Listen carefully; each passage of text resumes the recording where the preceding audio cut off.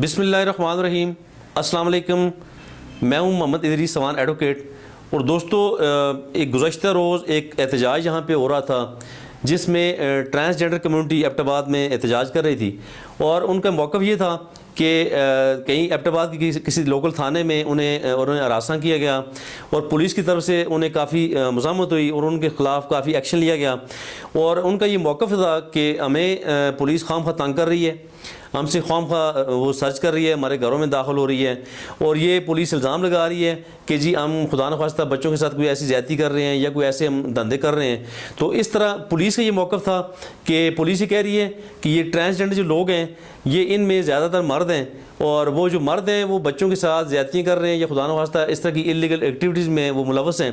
तो इस तरह पुलिस का मौक़िफ़ और इस ग्रुप का मौक़िफ़, ये जो मुतासरा ग्रुप है, इन दोनों मौक़िफ़ अगर हम इनके दोनों के मौक़िफ़ अगर जाने हम तो इसमें बिल्कुल वाज़ेह ये होता है कि ट्रांसजेंडर इंतहाई दुखी तबका है और इन लोगों का ख्याल रखना हम पे फ़र्ज़ है। हमें चाहिए कि हम इन लोगों का ख्याल रखें चूँकि ये हमारी तरह के इंसान हैं दोस्तों।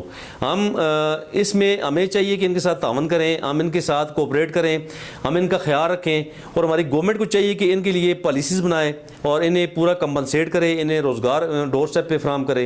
तो हम ऐसा बिल्कुल नहीं कर रहे होते जो कि तमाम अवाम की तरफ से बड़ा मायूस कौन है और इस तरह गवर्नमेंट की तरफ से भी इंतहाई मायूस है। उसकी वजह कि हम कौन होते हैं कि इनके साथ नफरत करें खुदा न ख्वास्ता। आप ये एक मिनट के लिए ये सोचें कि अगर हमारे घर में कोई बच्चा ट्रांसजेंडर पैदा हो जाए तो फिर हम क्या कर सकते हैं? क्या उसमें हमारा कोई कसूर होगा या खुदा न ख्वास्ता हम उस पर एहतजाज कर सकते हैं? नाउज़ुबिल्लाह, ये बिल्कुल नहीं हो सकता क्योंकि ये रब की मर्ज़ी है कि रब जिसके यहाँ जो भी कर दे, जिसके यहाँ ट्रांसजेंडर बच्चा पैदा कर दे या मेल फीमेल पैदा कर दे, इसमें हमारी कोई दस्तस नहीं है, हमारी इसमें कोई ताकत नहीं है, हमारा इसमें कोई एहतजाज नहीं है खुदा न ख्वास्ता। तो इसलिए दोस्तों इन लोगों का ख्याल रखें। ये दुखी तबका है, इनके पास कुछ भी नहीं है, ये बेचारे हमें कहते हैं जी मांगने के लिए आते हैं, ये मांगते हैं, खैरात मांगते हैं। तो हम उन्हें नाचने भी नहीं देते, हम उन्हें मांगने भी नहीं देते, हम उन्हें कोई रोज़गार भी नहीं देते। तो क्या करें? मरता क्या ना करता, उन्हें भी तो पेट के लिए नवाला चाहिए ना। तो इसलिए पहली बात तो ये कि हमारी गवर्नमेंट को इस पर सोचना होगा। गवर्नमेंट को चाहिए कि ऐसी पॉलिसीज़ वज़ा करे, ऐसी पॉलिसीज़ बनाई जाएँ ताकि इन लोगों को डोर स्टेप पे रोज़गार मुयस्सर हो। तो चूँकि अगर हम इन्हें रोज़गार फ्राहम नहीं करेंगे तो ज़ाहिर है फिर कुछ ना कुछ तो ये करेंगे ना। तो अगर हम इन्हें मांगने भी नहीं देंगे, अगर हम इन्हें फंक्शन में भी नहीं जाने देंगे, अगर हम इन पर इतनी ज़्यादा सख्ती हमारी पुलिस करेगी, हमारे इदारे करेंगे, तो फिर ये लोग किधर जाएंगे?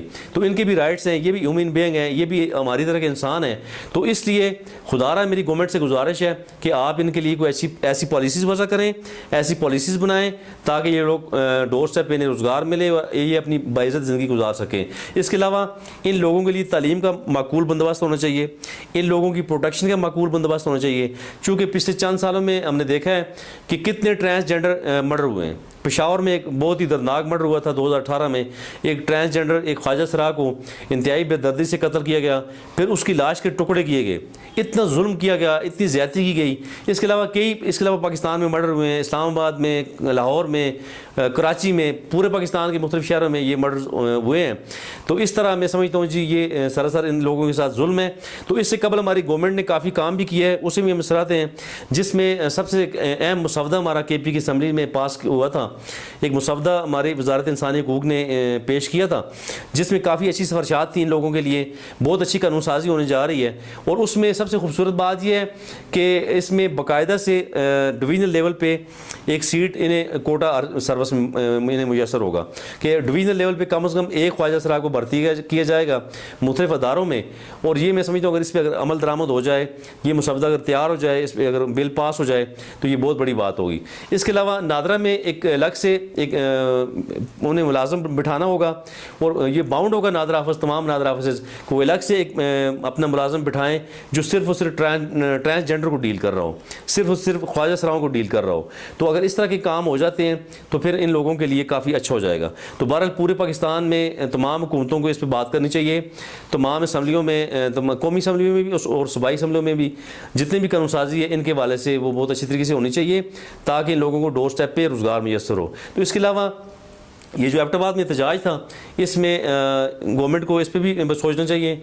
और जितनी भी पुलिस हमारी या हमारे जितनी भी लॉ इन्फोर्समेंट एजेंसीज इन्हें तंग कर रही हैं तो खुदा रहा इन्हें तंग ना करें, इनकी बात भी सुने।